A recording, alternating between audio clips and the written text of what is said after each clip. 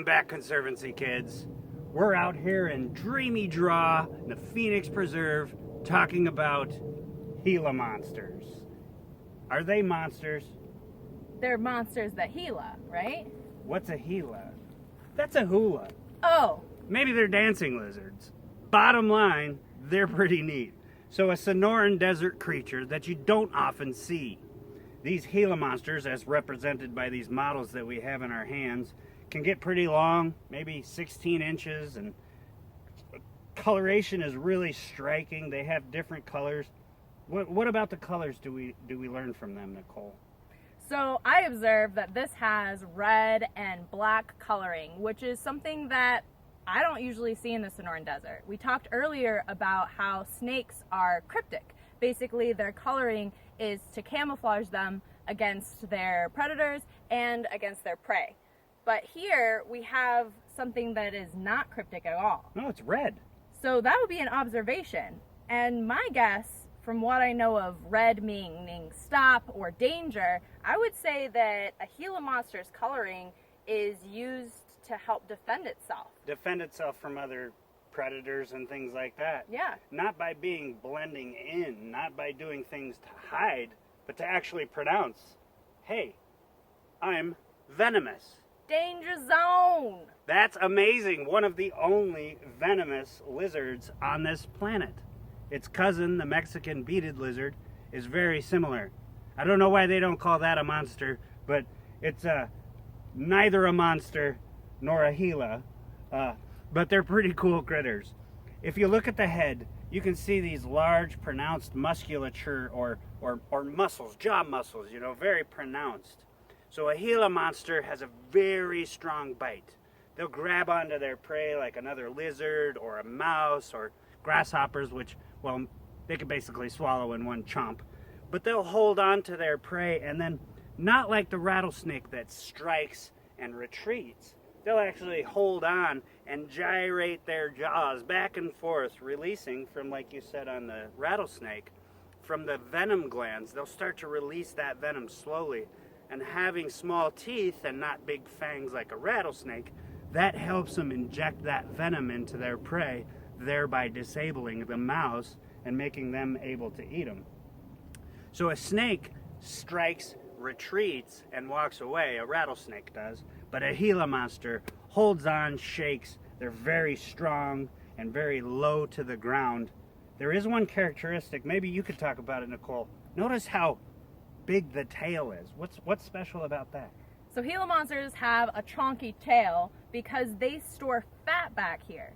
So this helps them in times when they maybe can't find a whole lot of prey, or in the winter when they're taking a nice little nap, they have a reservoir of fat that will carry them through those lean times. So it's like carrying a snack on your back, but maybe in the tail. Exactly, and then taking a nap afterwards. That's what I like to do. So the other thing cool about Gila monsters and rattlesnakes is they're oviparous. Oviparous is just a fancy way of saying that they lay eggs. So the female Gila monster will dig a burrow about 8 to 10 inches deep, and in the desert that's pretty hard to do when there's rocks around.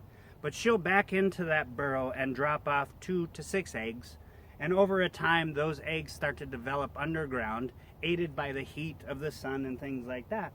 And then they hatch out, and they come out about this size. This is a little bit big, maybe 6 inches, a couple inches shorter than this, but they're basically on their own.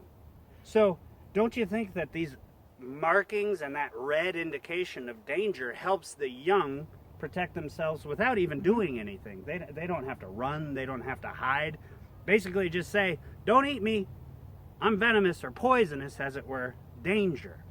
So as we talked about, a little bit different with the Gila monster and the lizards, but pretty cool. Egg laying, they're very inactive. There's certain things about Gila monsters which make them kind of hard to find. What do they do? So they spend about 80% of their time underground in burrows. So if you see one, that's a really special event.